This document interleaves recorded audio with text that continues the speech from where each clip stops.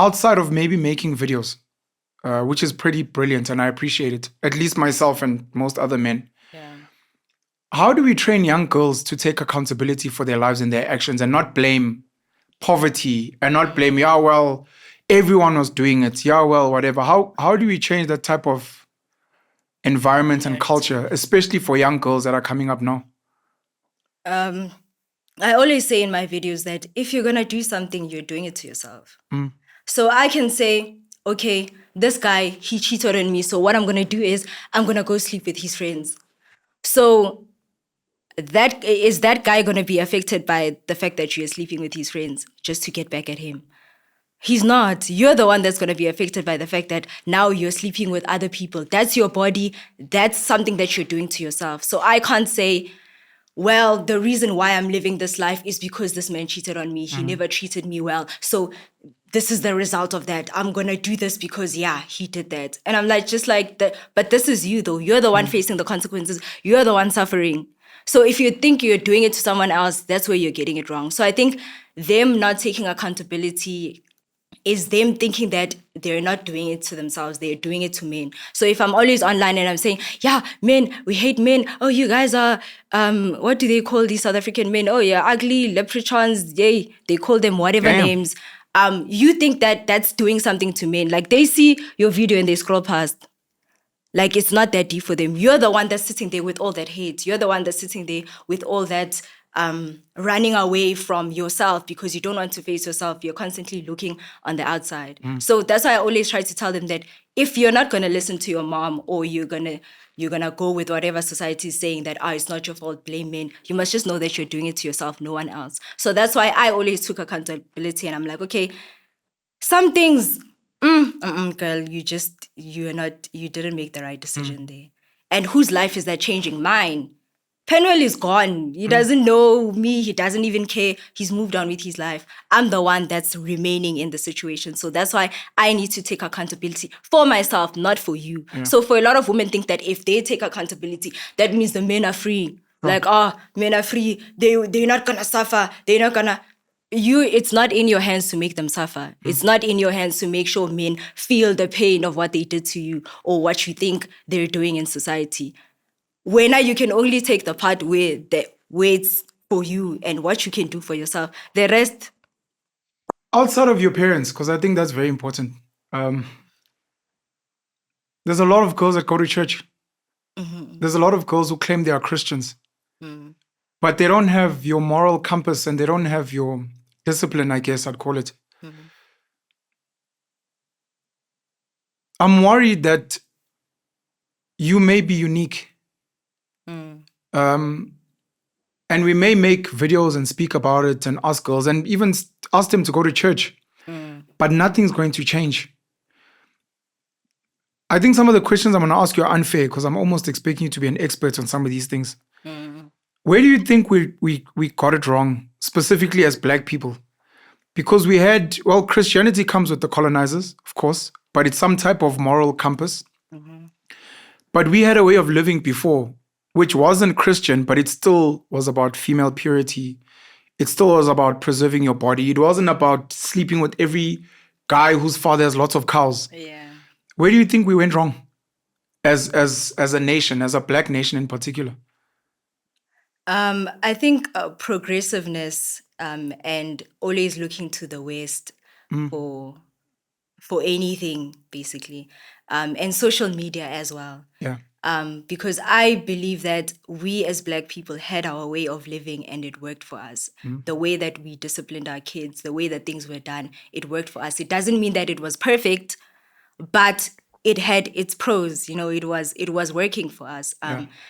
And I think the whole thing of like, now there's white people, there's TV. Now you get to see in Bold and the Beautiful that Brooke doesn't hit her child anymore. She says this and this, and education as well, because most of the things that we get are influenced from the West. Yeah. And that's the thing about the West. Like the West is constantly trying to change, is constantly progressing, and they call it secular progressive program, meaning that the things that happened or the ways of life for 20 years ago are not the same anymore. They're constantly trying to move into the new thing like, no, gentle parenting. No, this doesn't work anymore. This is traumatic. Like, this means your child has ADHD. So don't force them to read a book. Make them do something different. Like, leave them alone. They can't. And those are the things that stall us because, for example, things like depression and whatnot, they were not a thing necessarily for us Black people. You just knew that, what, you need to just go. You need to just push. Did it have negatives? Of course. But for the majority of it, like, we didn't sit there and be like, oh, no, I'm depressed. But what did the West do? No, depression is real. Mental health is real. You have ADHD. Oh, you have anxiety. Now you have girls and boys online saying, oh, my anxiety would peak. I can't go to an interview. Oh, my anxiety. And it's like, you're not the first person to have anxiety. 20 years ago, 50, 100 years ago, people had anxiety, but they didn't dwell on their anxiety. They didn't label it and make it part of their personality. So I think that's the thing with the West. Like, we're constantly looking at the West to tell us what to do, and it's not even working out for them. Yeah. Their communities are falling apart. Their families, their environments in jail, it's a mess. It's a mess. Even in the media, it's a mess. So why are we even looking to them for anything?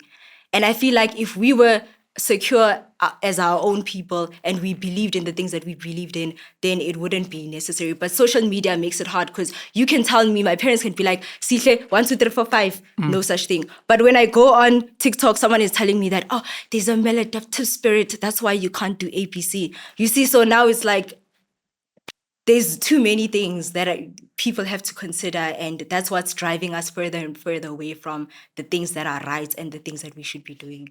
Do you think there are people that sit out there and engineer the stuff who make sure that we watch For sure. honorary Xhosa woman Brooke Logan? No, for sure. And social media, and intentionally want to turn young Black girls into prostitutes because that's what they are today. For sure. And intentionally destroy maybe Black men, brand them as abusers, drive them to depression and taking their lives. I believe 100% because even when I go onto Google, Google, hey guys. Yeah. Hey. There was this one time I was Googling feminism, and I was trying to find out reasons. Oh, why did they not allow women to vote? The first thing Google said was because they're stupid and because men thought they're stupid and emotional. Then I was like, okay, let me actually click on that thing. Sure. And when I clicked on it, it said, oh, some people thought. Yeah. That's the reason why. So you see, if you don't go deep into things, Google will just give you what they want you to know. Sure. You see? So that's why I believe that 100%. Even things like my body works for me. When I made a video about, I was saying that young girls should wake up before it's too late. I made an example with Wandi from My Body Works For Me. And I was saying that, like, the life that she's living is absolutely not normal. And you can see that it's traumatic for her. But because there's apartments, houses, nice hair, it just looks like it's flashy. Yeah. And then someone said, oh, Sihle, no, these people come from a background. I'm like, and they said, let me finish that thought. They said that she comes from a poor background and some people need to do what they need to do. And I'm like, that's okay if you're on the side of the road and your head is covered at night and you're waiting for a car to come pick you up so that you can sleep with the person for money. But if you're flashing it on TV, it's no longer a poverty thing. It's no longer, I don't have opportunities. Till this day, she doesn't have opportunities to do something different. Now it's like you're showing off. Yeah, now you're trying advertising to the world. Exactly. Now you're trying to make it normal that girls, you don't even have to be poor. You don't even have to come from a struggling background. You can just wake up and be like, I want to do that. And that is normal and that is okay.